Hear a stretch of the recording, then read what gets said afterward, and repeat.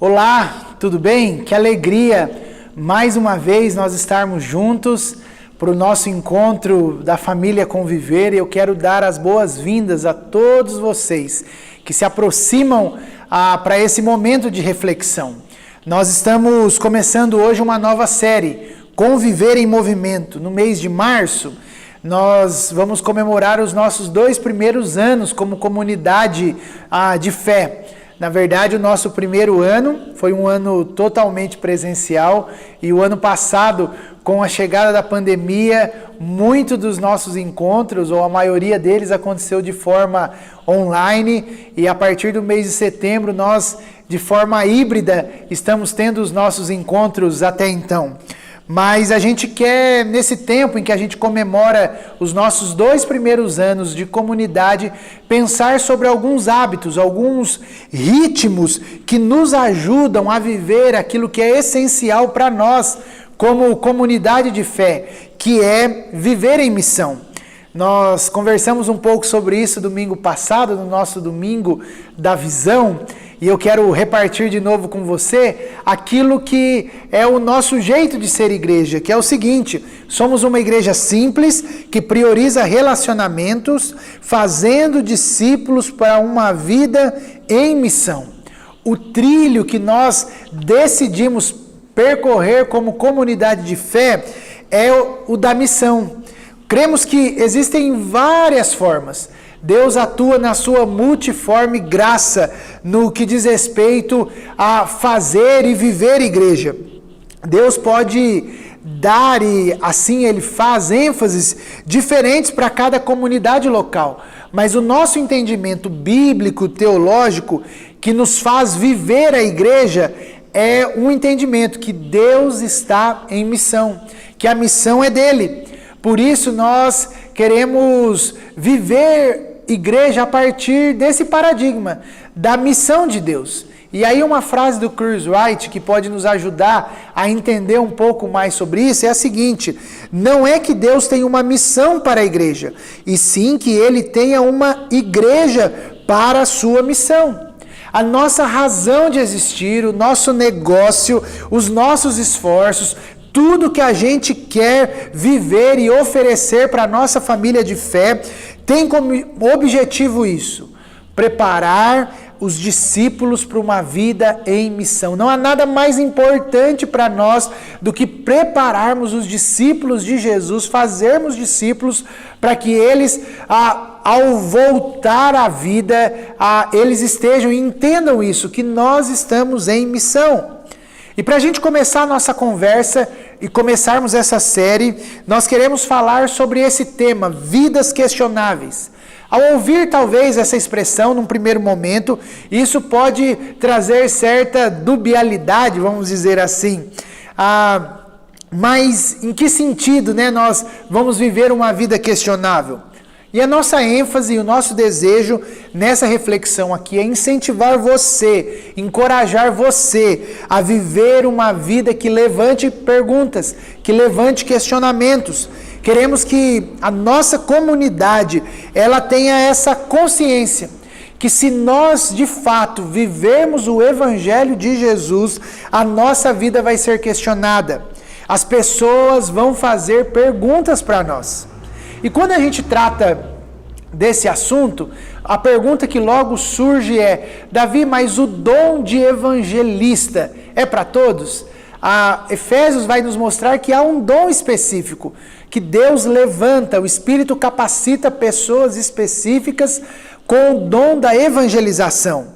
E quando a gente trata sobre ser missional, sobre intencionalidade, sobre compartilhar a fé, normalmente nós ouvimos que todos nós somos evangelistas. E em certo ponto isso é fato.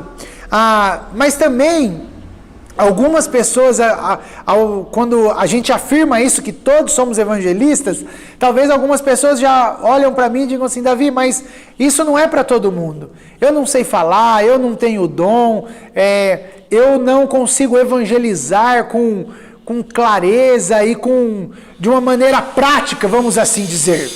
E é fato que nem todas as pessoas assim fazem, nem todas as pessoas conseguem ter essa clareza, conseguem ter essa facilidade na proclamação do Evangelho. E o que eu quero dizer aqui é que, necessariamente, nem todas as pessoas elas têm o dom, mas nós não podemos negar que todos nós temos o privilégio e a responsabilidade de compartilharmos o Evangelho. E aí eu quero ler 2 textos aqui para ajudar a gente nessa reflexão nessa manhã. O primeiro deles está lá em Colossenses 4, 2 a 6. O texto diz assim: Paulo, dediquem-se à oração com a mente alerta e o coração agradecido.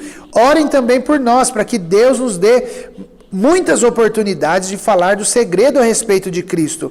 É por esse motivo que eu sou prisioneiro. Orem para que eu proclame essa mensagem com a devida clareza. Vivam com sabedoria entre os que são de fora e aproveitem bem todas as oportunidades. Que as suas conversas sejam amistosas e agradáveis, a fim de que tenham a resposta certa para cada pessoa. O texto que Paulo escreve aqui aos Colossenses, dando lições bem práticas de como a igreja e como ele deveria se comportar, ele mostra para nós aqui de maneira clara o trabalho de um evangelista e o trabalho daqueles que são cristãos, que têm a responsabilidade de testemunhar, mas que não necessariamente têm o dom de evangelista. Preste atenção comigo no versículo 3 e versículo 4. Paulo pede oração para que Deus dê muitas oportunidades para que ele possa pregar a respeito do segredo de Cristo. Orem para que eu proclame com clareza essa mensagem, esse segredo. Ou seja, é isso que os cristãos fazem por aqueles que têm o dom. Nós oramos para que Deus abra as portas, para que Deus abra possibilidades, para que aqueles que têm o dom de evangelista possam pregar, possam anunciar o Evangelho. Essa era a função do evangelista. Ele, ou não apenas era, mas é ainda, né? Ele vive a partir de oportunidades. Ele vive e faz com clareza o anúncio do Evangelho a partir das oportunidades que são dadas para ele. No entanto, se você vê aí no versículo 6, versículo 5 e versículo 6 do capítulo 4 de Colossenses, Paulo escreve para a igreja para que eles vivam com sabedoria entre os que são de fora, que eles aproveitem as oportunidades, que as suas conversas sejam amistosas e agradáveis, a fim de que tenham a resposta certa para cada pergunta. Então nós poderíamos dizer aqui o seguinte, que enquanto os evangelistas proclamam, eles pregam, os discípulos de Jesus, eles dão respostas. O que eu quero afirmar para você aqui é que o fato de existir pessoas com um dom específico, isso não é desculpa para aqueles que não têm esse dom, para que eles não assumam a responsabilidade de viver a vida com sabedoria e com o desejo de testemunhar.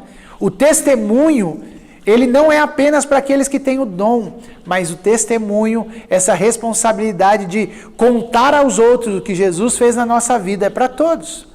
Olha o outro texto, 1 Pedro 3, 15 e 16. Em vez disso, consagrem Cristo como Senhor da sua vida. E se alguém lhes perguntar a respeito da sua esperança, estejam sempre preparados para explicá-la. Façam-no, porém, de modo amável e respeitoso, e mantenham sempre a consciência limpa. Então, se as pessoas falarem mal de vocês, ficarão envergonhados ao ver como vocês vivem corretamente em Cristo. Pedro, aqui nesse texto, também deixa claro para nós que nós somos chamados a viver vidas questionáveis, vidas que levantem perguntas. E eu quero, a partir desses 2 textos, tanto o texto de Colossenses como o texto de Pedro, mostrar para vocês algumas marcas de pessoas que conseguem compreender o que é uma vida questionável. Então, a primeira marca, a primeira característica de uma vida questionável é que essa vida ela é vivida com sabedoria. É isso que Paulo fala lá aos Colossenses, para que a gente viva a nossa vida com sabedoria para com os que são de fora. E a palavra que Paulo usa aqui para se referir à sabedoria, significa que Paulo está pedindo para que aqueles cristãos, os primeiros ouvintes e, consequentemente, hoje nós, nessa nossa relação com aqueles que não têm a mesma fé que a gente tem, que a gente viva com inteligência, que a gente viva com prudência, com sabedoria. Talvez uma outra tradução que nós poderíamos dar para essa expressão é: andem com bom senso.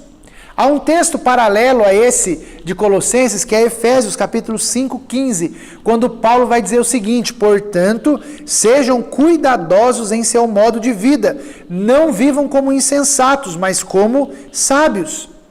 Então, nós podemos dizer que viver com sabedoria em relação aos que não vivem a mesma fé que a gente vive, ela é necessária para quê? Para que as pessoas não tenham uma impressão desfavorável do Evangelho.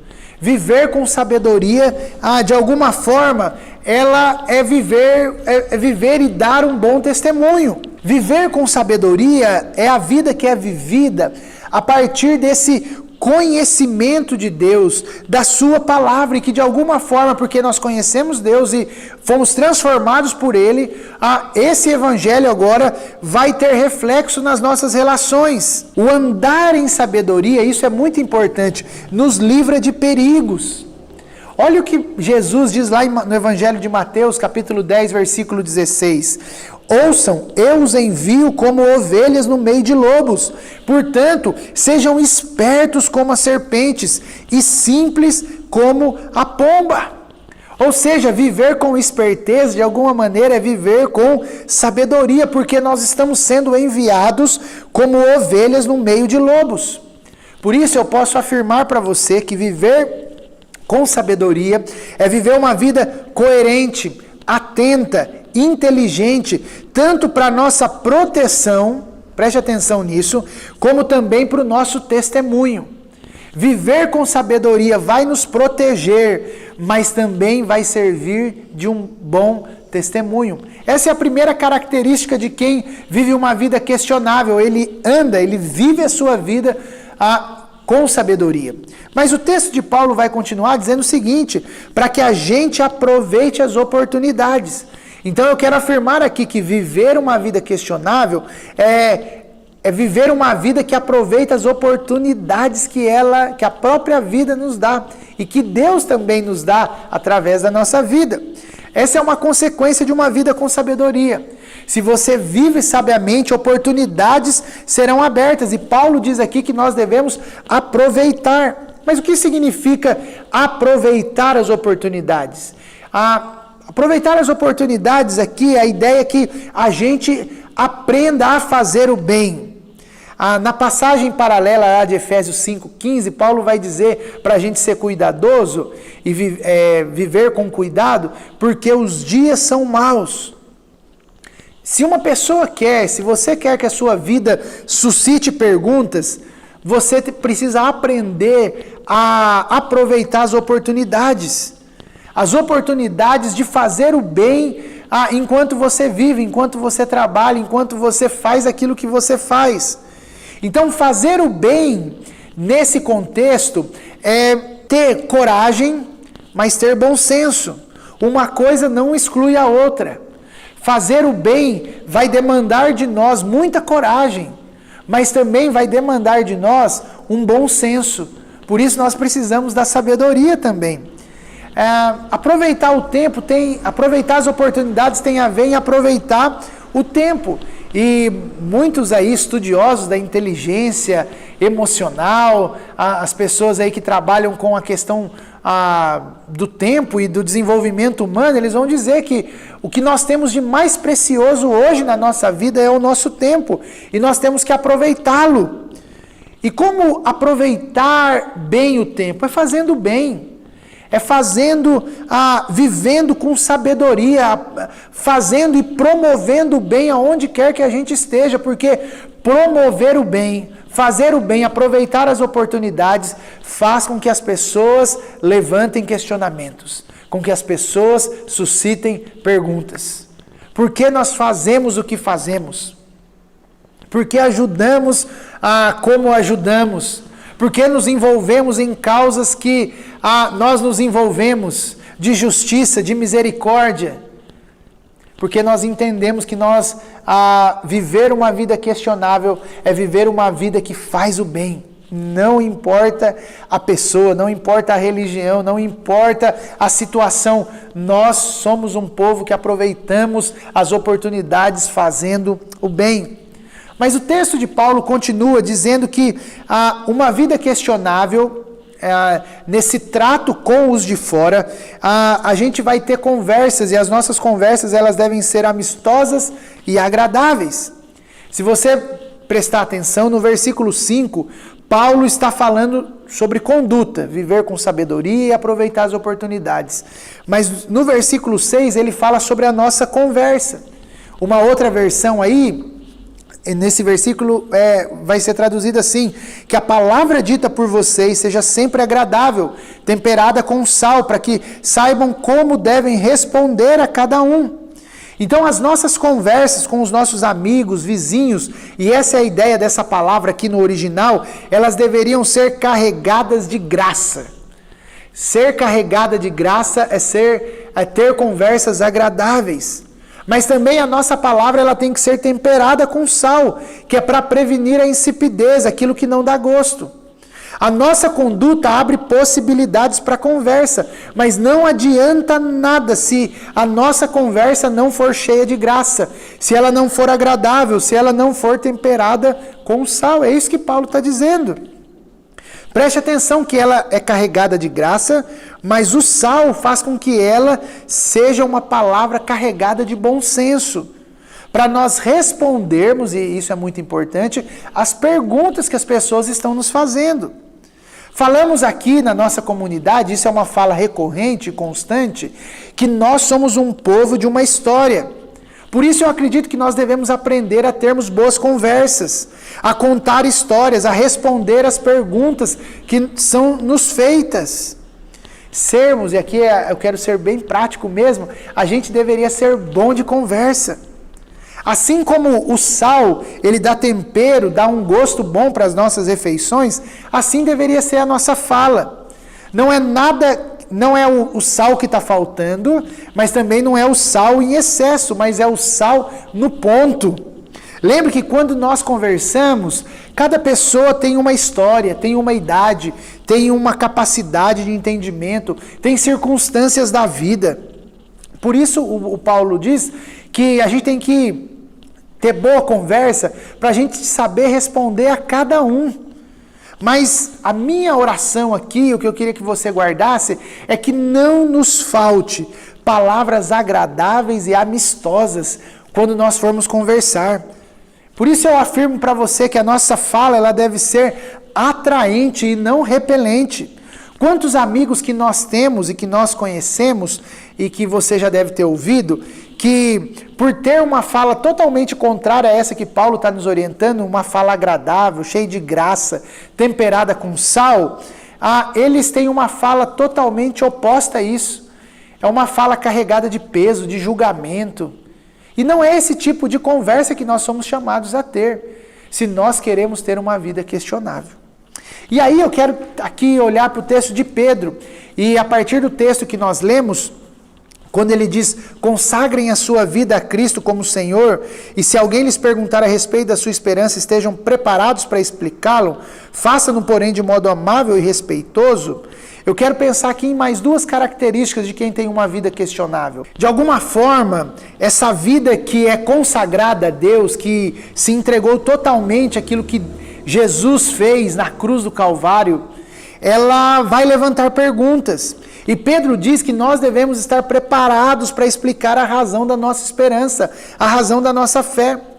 Deixa eu dizer para você que a ideia de estar preparado não é que você precisa ter a capacidade de declarar intelectualmente todos os detalhes do porquê da fé cristã, que você tem que saber os mínimos detalhes de todos os fundamentos da fé. Não!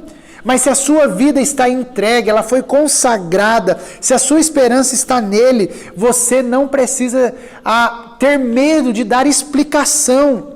A palavra que Pedro usa é defender. Você não precisa ter medo de defender a sua fé.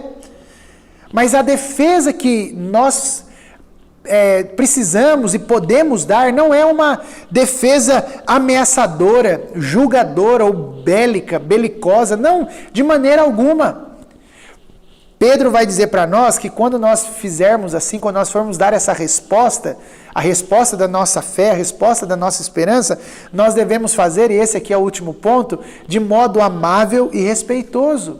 A palavra aqui significa de maneira gentil, de maneira com respeito, com humildade, com temor também, mas de maneira suave.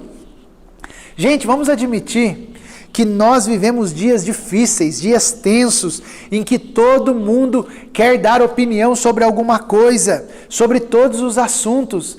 E não é apenas dar opinião, mas a gente quer ter razão sobre tudo e sobre todos os assuntos.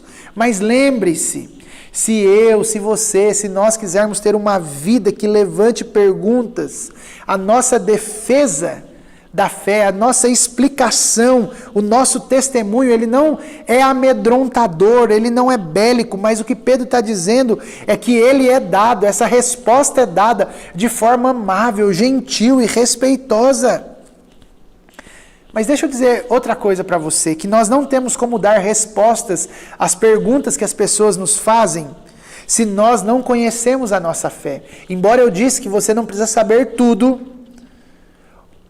alguma coisa você precisa saber. Essa grande história da criação, da queda, da redenção, da consumação, essa história é algo que nós aqui falamos constantemente, é algo que você precisa conhecer, precisa saber disso e precisa saber expor essa grande história. E nós, como comunidade, nós queremos possibilitar meios, recursos para que você possa entender e aprofundar a sua fé. E, por exemplo, nós fazemos isso através dos nossos grupos, que esse ano tem um novo nome, que é o Nexus. Queremos ter esse espaço de conteúdo, mas também de partilha. Você não vai aprender sobre a sua fé ouvindo apenas mensagens aos domingos, indo a cultos de domingo, e domingo é bom ouvir. Faz parte você ouvir, mas eu quero dizer para você que você pode ir mais fundo, que você tem que cavar mais profundamente, para que quando haja perguntas para você, você não fique com medo e você não fique desesperado, mas com amor, com respeito, com gentileza, você vai dar todas essas respostas. Quero terminar aqui essa nossa reflexão com um princípio que pode nos ajudar muito nesse desafio, que é viver uma vida questionável e viver com os de fora. Que esse princípio eu aprendi com o Tim Keller no livro Igreja Centrada, e ele vai chamar esse princípio de integridade relacional. Integridade relacional diz respeito a 3 fatores. Primeiro, está aí na tela, sermos iguais, sermos diferentes e sermos engajados com aqueles que não partilham a mesma fé que a gente. Primeiro, nós somos iguais. Os cristãos, eles são iguais aos seus vizinhos, aos seus amigos. Na maneira como eles se vestem, na maneira como nós nos alimentamos, como nós nos vestimos, na nossa comunicação, na nossa aparência, no nosso ambiente de trabalho, nas nossas atividades, nos nossos compromissos como cidadãos. Nós somos iguais no que diz respeito à excelência. A gente busca ser bom ou muito bom naquilo que nós fazemos, habilidosos, disciplinados. O que eu quero dizer aqui, esse é o primeiro princípio, é que nós devemos ser parecidos com quem vive perto da gente. Porque isso traz tranquilidade tanto para os outros como para nós mesmos. Porque de alguma forma esse fato de sermos iguais abre porta para que nós sejamos acessados pelos nossos amigos. Para que as pessoas olhem para nós e vejam em nós pessoas normais. Porque nós assim somos. Somos gente como gente qualquer, como os nossos amigos do trabalho, como os nossos vizinhos. Somos iguais. No entanto, ele vai dizer, Tim Keller, que nós somos diferentes, cristãos são diferentes. E essa é uma marca importante desde o início da fé cristã. Os seguidores de Jesus carregam com ele algo diferente. Deveríamos, e aqui eu vou afirmar no presente, né? Somos pessoas marcadas por integridade, honestidade, justiça, transparência. Somos marcados deveríamos ser reconhecidos, né? E essa marca deveria estar sobre nós como um povo generoso, gente que sabe lidar com o dinheiro. Deveríamos ser marcados pela hospitalidade, recebendo pessoas na nossa casa e no nosso coração. Somos gente solidária, não somos aproveitadores e nem inescrupulosos de maneira alguma com aquilo que nós fazemos, mas somos solidários, somos perdoadores, somos pessoas que buscam a reconciliação, somos diferentes na nossa ética, nos nossos valores, que são contraculturais em vários assuntos, em vários temas da nossa cultura, nós temos uma ética a seguir. Eu penso que nós somos diferentes na forma em que nós lidamos com as adversidades da nossa vida, diante dos fracassos, diante da má notícia.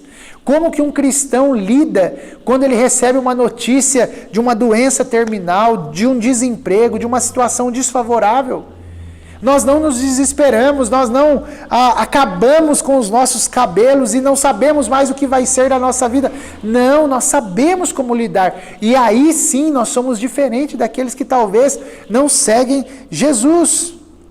Mas nós, cristãos, somos engajados com os nossos semelhantes. Nós não somos apenas iguais e também diferentes, mas nós somos engajados com os nossos vizinhos, colegas, amigos, familiares que não vivem e não partilham da mesma fé que a gente. Por isso, nós queremos falar muito sobre isso nessa série, a conviver em movimento, porque nós acreditamos que há um chamado de Deus, Deus está em missão e nós precisamos nos engajar com os nossos amigos para que eles levantem perguntas e essas perguntas sejam respondidas. Por isso, nós incentivamos como comunidade que você conheça pessoas, que você frequente lugares que seus amigos frequentem, que você tenha hobbies com os seus amigos, que você sirva seus vizinhos, sirva sua cidade, que você tenha atividade junto com eles, que você prepare jantar para os seus amigos, que você participe de eventos da cidade. Olha o que Tim Keller diz, isso é muito interessante. Muitos cristãos vivem no mundo social de não cristãos, mas não pensam muito nas necessidades espirituais dos amigos, nem se identificam como cristãos perante eles. O desejo principal desses cristãos é ser aceitos e não ser visto como diferentes. Talvez você aí, que é membro aqui da nossa comunidade, você que está assistindo a gente, você tem uma boa relação com amigos não cristãos.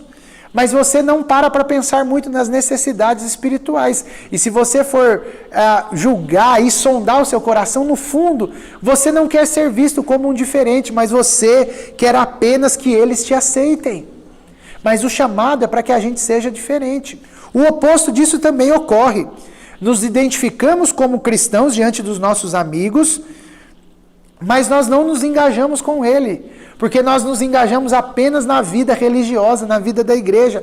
Tem gente que vive como se numa bolha cristã. E isso também não é saudável. Isso não é bom. Nós não queremos te encorajar a viver nessa bolha de maneira alguma. Mas nós queremos que nessa relação com os de fora, com aqueles que não têm a mesma fé que você tem, que apenas você não se identifique apenas como cristão, mas que você viva de forma diferente. Por isso, esse é o princípio da integridade relacional. Ser igual, ser diferente e ser engajado. Esse é o nosso desafio. Jesus diz para nós, lá em Mateus capítulo 5, do versículo 13 ao 16, e ele usa duas imagens muito fortes, que nós somos, essa é a nossa identidade, somos sal da terra e somos luz do mundo. E eu penso que se a gente vivesse essa característica ou essas características de sal e de luz, isso nos ajudaria muito a viver a nossa vida, com que a nossa vida levantasse perguntas. Por isso eu quero afirmar para você que esse é o nosso desafio.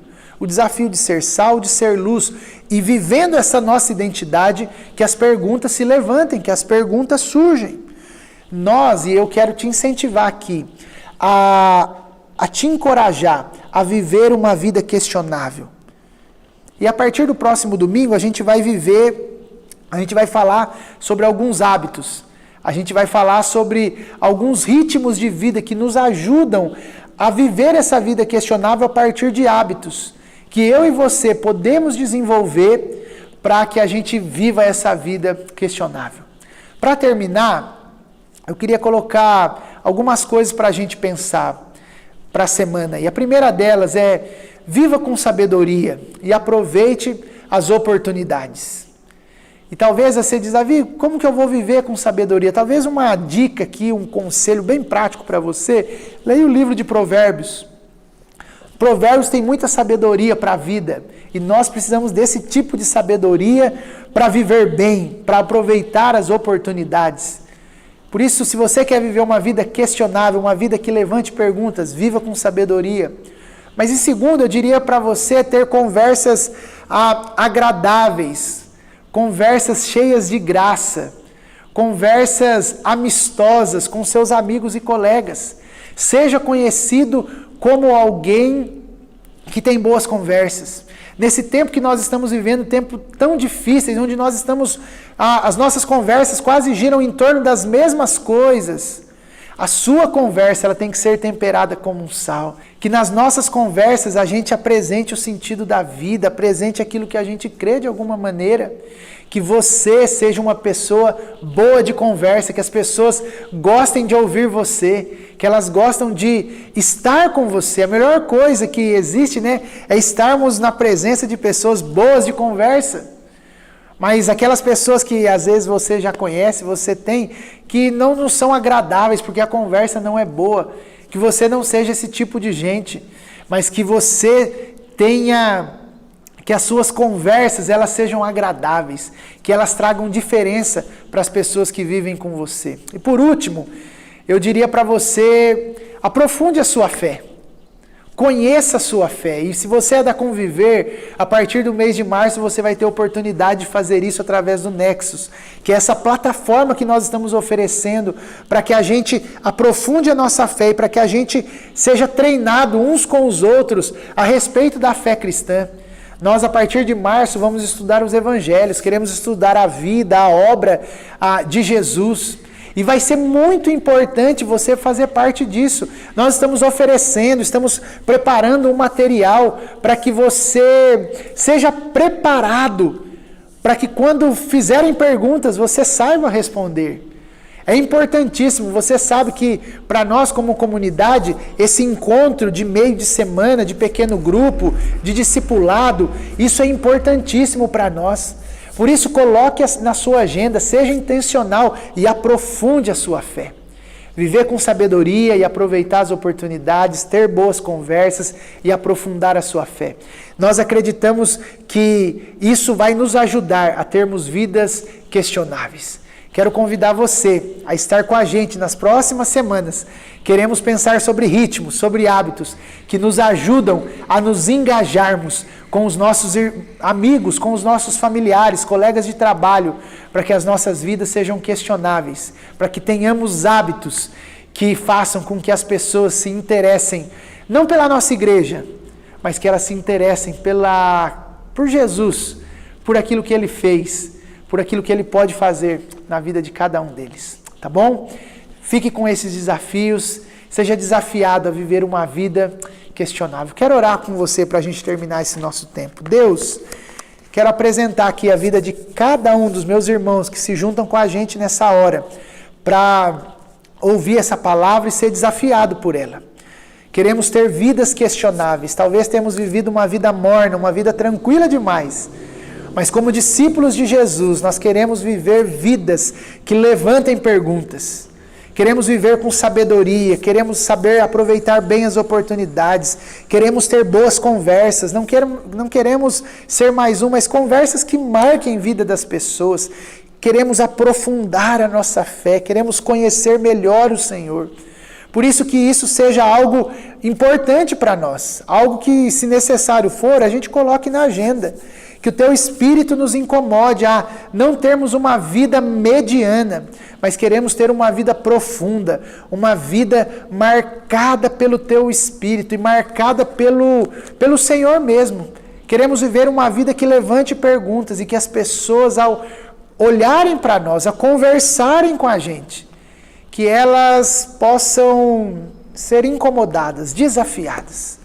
Ajuda a gente nisso, Deus. Ajuda a gente nessa série. Ajuda a nossa comunidade nesse tempo em ser essa igreja em movimento. Essa igreja que se preocupa e que vive a missão, que está preocupada com isso. A gente pede isso nessa manhã e pede que o Senhor abençoe a semana de cada um de nós, que a gente viva com essa percepção, essa sensibilidade que nós estamos em missão, que a nossa vida pode levantar perguntas. Oramos assim, em nome de Jesus. Amém e amém. Que Deus te abençoe, que você tenha uma ótima semana.